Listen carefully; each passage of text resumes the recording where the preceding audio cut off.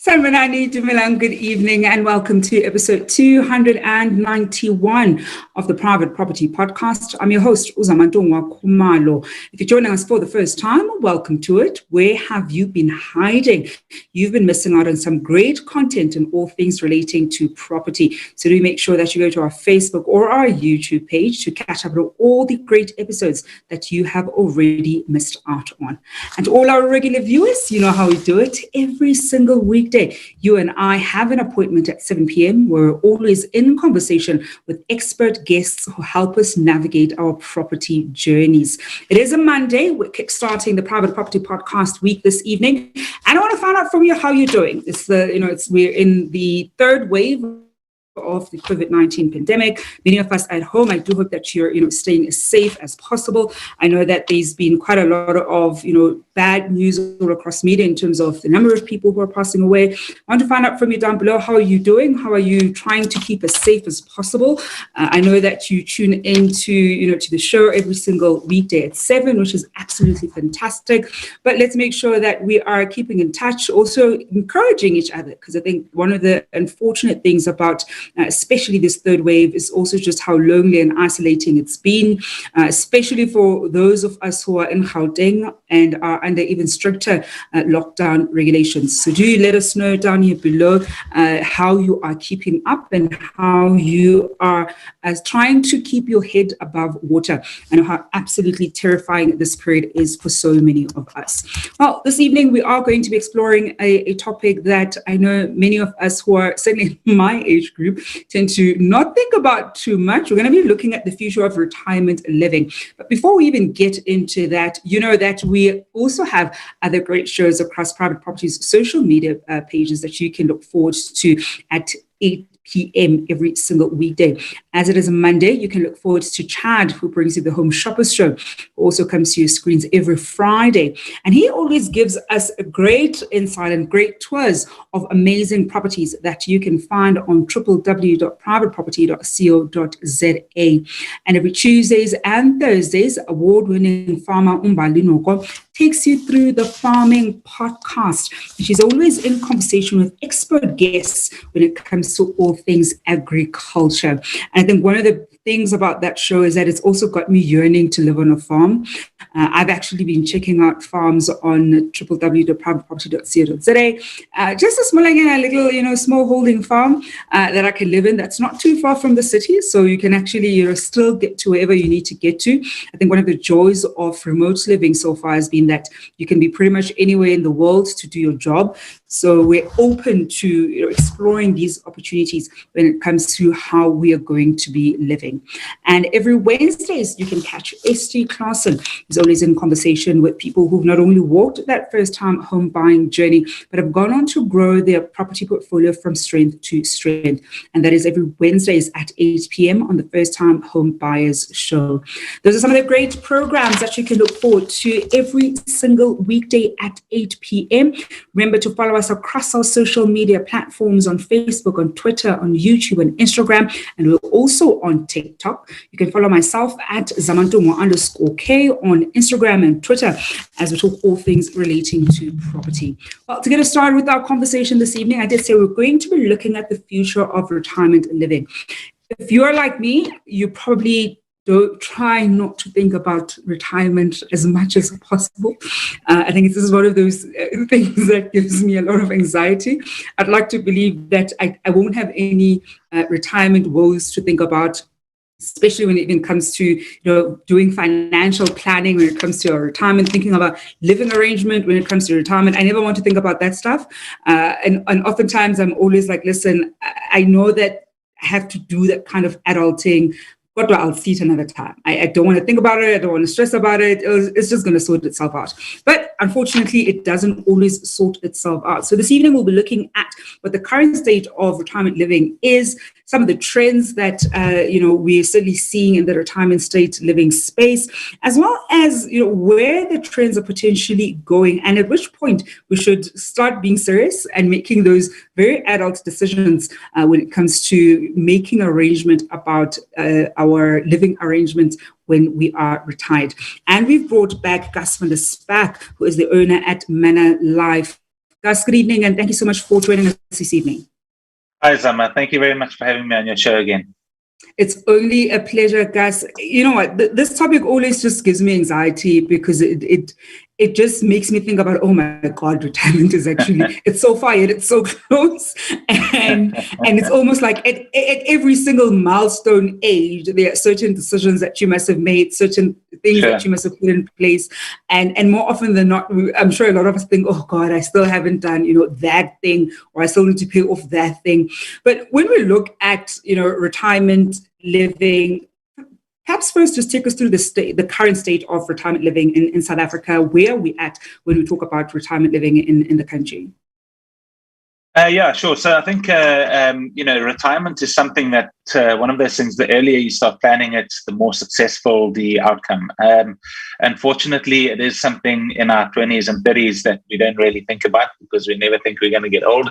But as it goes on, it sort of catches up to you. And to have a plan in place earlier on is a better way of going about things, and then you obviously don't get caught out later on. But currently where the market is, there's a big undersupply of retirement properties in South Africa. So we are finding the market is quite buoyant in those areas, and less buoyant in the bigger houses and the traditional suburbs with the urban sprawl. So I think what is happening is, as properties downscale and subdivide, especially certainly in Cape Town, they're filled with the younger generation who are coming through, and the older generation are looking for somewhere that ticks all the boxes for them in terms of their later years. So there is a definite shift over as the baby boomers are now finishing their working careers and looking at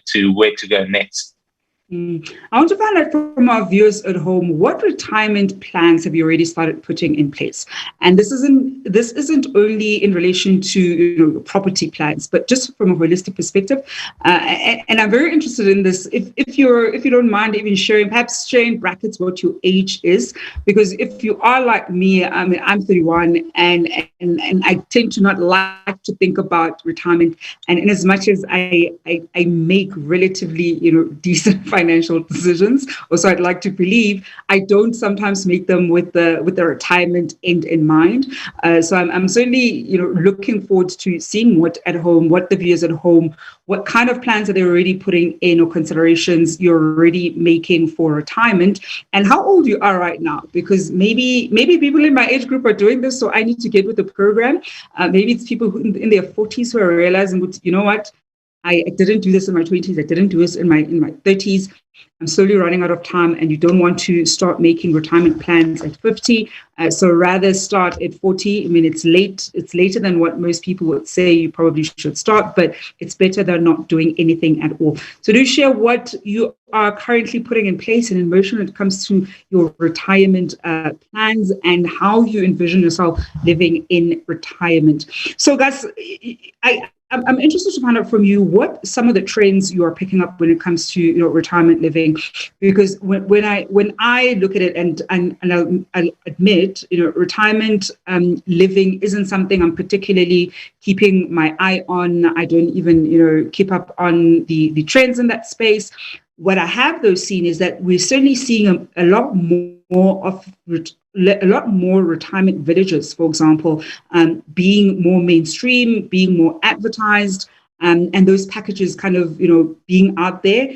more so than, for example, even 5 years ago, right? So if I look at the kinds of just property opportunities that were available, there weren't that many retirement living type that were available 5 years ago, for example. Share with us what have been some of the current trends that you've picked up in the past few years when it comes to retirement living. So, look, I think it's important to sort of distinguish what makes retirement living, and I think it's a set of services that you get: healthcare, food, sort of communal facilities, that sort of thing, that make a retirement development, and not just a block of flats or a estate of houses. So it definitely comes down to the services and types that you get in there. But the trend at the moment is focused much more on lifestyle than on the actual sort of services that are retirement are kind of like a byproduct nowadays. It's expected. It's expected that you have sort of at least some level of healthcare. It's expected that you have a place that people can come together as a community and have a meal. So those sort of things are expected. But nowadays there's a focus on the baby boomer generation feels like they are younger sets. So activities and day trips and tennis courts and bowls and that sort of thing are very much focuses of what we're going to do when we stop working, and what we're going to do when we downscale after the kids leave the house. And I think that's the focus nowadays. It's much more lifestyle orientated, and people are looking at something that fulfills the requirements that they have for their later years, as well as ticking the traditional boxes of what retirement is. So yeah, much more lifestyle focused than it used to be. And let's look at the how the lifestyle focused package would typically look like, because I know that there could be, for example, a starter pack version of it, and probably one with kind of all the bells and whistles. Perhaps take us through what one would typically kind of find as they maybe start shopping around or looking at what's on offer in the market. So look, I think the sort of entry level would be the healthcare. The healthcare is the real sort of differentiator between, as I said, a block of flats and a retirement place. So you got to have at least a decent basic healthcare offering, and then it steps up from there. You got hospitality, where you can go and eat in a restaurant type setup. You've got cleaning, where people you can have cleaning in your home, laundry, and then there's things like pool courts, tennis courts. There's a big range of things if you look out there now, especially in the areas where they got more land and they can fit in facilities like that. So I think there's a big range of things from top to bottom, and certainly on the high end ones. There's a few of them up in Joburg that are amazing. I mean, that really is an all-in. I think you pay quite a significant levy every month, but you don't want for anything after that. It's all included. So it does go from sort of one end of the scale right through to the other end of the scale. Cape Town's got an amazing estate called Bahrain, which is out sort of towards Montague Gardens, and it's probably a bit more entry level. But I mean, for the facilities that you're getting for the price you're paying, it seems to be a very good offering in from my point of view. And then there are other places like Val de Vie, which have got an estate inside of them, so you're tying into that larger estate. So there's some amazing places out there. The development we're doing with a estate in Cape Town is more focused on people who want to stay living in the city. So we say it's a new development in an old neighborhood. So people that have been living there for a long time, their doctors, their bowls club, their bridge club, and everything is really right where it's always been, and they don't want to move far away from that. So you get different. Some people dream of retiring at the sea. Other people dream of retiring down the road from their grandkids. It's just a personal choice at the end of the day.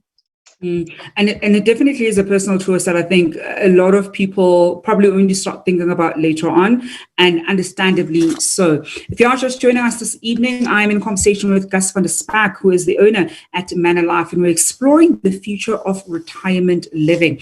I want to find out from you at home, what kind of retirement plans have you already put in place, and it doesn't have to only be limited to property decisions. Certainly interested to see what we are all doing to make sure that we buckle-proof our lives as much as possible for retirement, especially considering how uncertain maybe 10, 20, or even 30 years looks from where we are sitting right now. Do share with us down here below. We certainly do love hearing from you at home.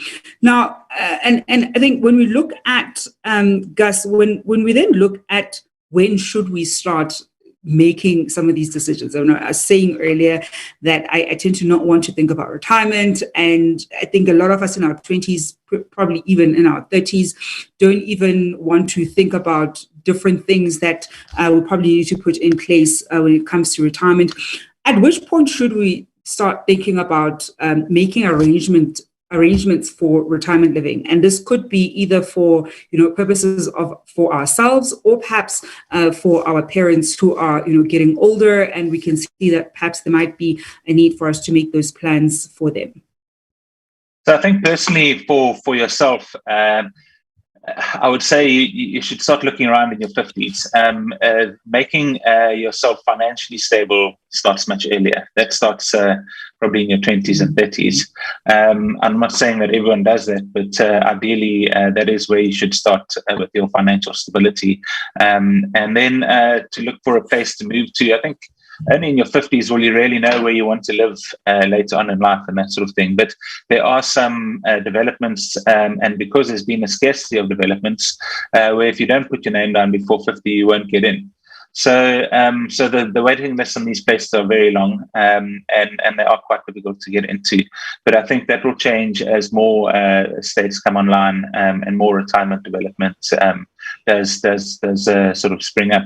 But I think the place to go, and especially if you're looking for your parents, normally there's an event that triggers the move to retirement living. People are happy at home, they're living at home, their life day to day doesn't change that much, but then someone will get sick or have a fall or something like that, and that's generally when people make the decision, okay, now's the time, we need to move.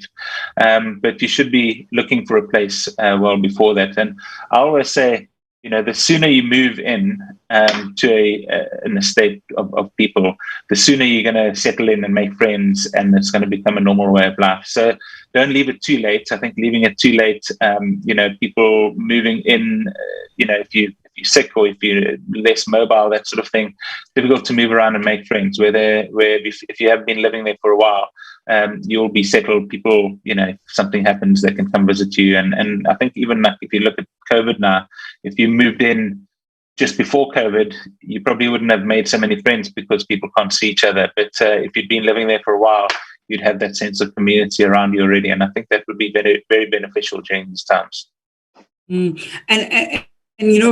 Gus, we were speaking a little bit off air about even the mental toll that COVID has had on older people, and perhaps the benefit then of living in a retirement, let's say whether a retirement apartment or complex or whatever the case is, probably feels slightly different in the event where they've been staying there, let's say even a few months prior to lockdown. As opposed to somebody who moved in very hard lockdown, and even within the respective village, they had to separate them, because we also saw different different stories rather in the news around how even in old age homes they have to try and separate old people as much as possible. So group activities are cancelled, and that in as much as they know that these are activities that are great for them, but at this point in time they can't even have visitors because of COVID. Perhaps they through a little bit about how this pandemic has also had an effect with people who are already essentially we'll call it in the system, or already living the retired life.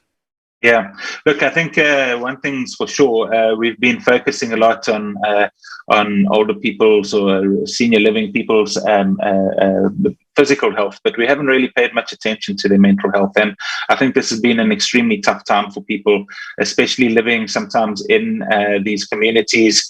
If there is an outbreak of COVID, it would be very stressful on everyone. But I think as we go through the peaks and in the sort of the quieter periods, it probably is better to know that you've got this close community. It's not like people are moving in and out that much. So, if you see a friend in the garden, you can wave and say hello. You got people, friends, staff, and it's just a nice little community for people to move around in. So I think that it definitely has its negatives and its positives. I don't think that retirement developments are necessarily more prone to COVID. I just think that they're more negatively impacted because of the demographic of people that are living in there. So it is an older group of people, probably have more comorbidities, that sort of thing. So unfortunately, they do get a little bit more affected than regular sort of homes and that sort of thing. But coming back just to the mental health of people, the benefits of retirement living are that you've got friends and staff close by, obviously, that you're friends with and you bump into day to day. You've got healthcare on site, obviously, which is beneficial to the people living there. So if you are starting to feel sick, that sort of thing, there's someone to care for you. And then there's help with sort of all the maintenance and running of properties. We had a lot of issues, or we had a lot of people that we spoke to at the beginning of lockdown, the first one, where all of a sudden these homes and properties had become too much for them to handle all of a sudden. And we found that there was a big push across into retirement living because, life had been disrupted, and all of a sudden age was something that was that event that had pushed them across. Gus, one of the things that we spoke about the last time we had you on was you gave us a really great almost overview of what buying into a retirement village essentially looks like. Perhaps take us through how that would typically look like. So for somebody who is sort of slowly approaching 50 and they already have a good sense of wanting to potentially move into this kind of community as opposed to staying at home, how would that process look like for them from when they are just before 50 going up to when they ultimately move in? Sure. So I think the best thing to do is to get onto a waiting list at a few different places. So, maybe choose your 5 top ones. And then you're going to go onto the waiting list and you're going to keep in contact with them as much as you can, just to keep top of mind. And then when you're getting closer to the point where you think, okay, now's the time, within the next, 1 to 5 years, I'm likely to want to move across, then you start sort of really chatting a lot more, and you make sure that you've got some sort of funds available to put a deposit down, because that's the first thing that they're going to ask for. So you're going to sign a contract, you're going to need a deposit within 7 days. Sometimes you're allowed to have a suspensive clause that lets you sell your property first. Other times you need to come up with the cash and then sell your property later. But it probably is a good idea to start looking at liquidating your property around about the time you get serious about moving over, so that you've got the cash to actually do the deal. A lot of these transactions nowadays are outright, so there's no transfer duty and there's no VAT. So it's a very sort of clean transaction. There's a minimal fee that goes across to the conveyancers, but it's a fraction of what you pay when you the conveyancing fees normally. And then the transaction goes across. It's a contract. There's a certificate that's registered against the title deeds, and you get a sort of a permanent form of tenure from the contract. So it's halfway between a purchase and a rental agreement, is what I say to people. You've got the security of tenure of a purchase, but the relaxed tax issues and transferability of the contract to get in and out of it of a rental contract. So it's the best of both worlds. And Gus, before I let you go, any final tips for different viewers, I'll say different age groups who are considering or will at some point still have to make a decision about retirement living? Let's take it from 30s, because I think in your 20s, that's not really something that you're going to entertain too much. So for those in their 30s, 40s, and then 50s, and even let's say 60s, perhaps they didn't make, they didn't get on a waiting list, for example, as early as when they were in their late 40s or early 50s. What last bit of tips would you give for people sort of in those different age groups when it comes to making decisions around retirement living and putting the right things in place in their respective sort of age groups that will help facilitate how their living arrangements are going to be like in the future?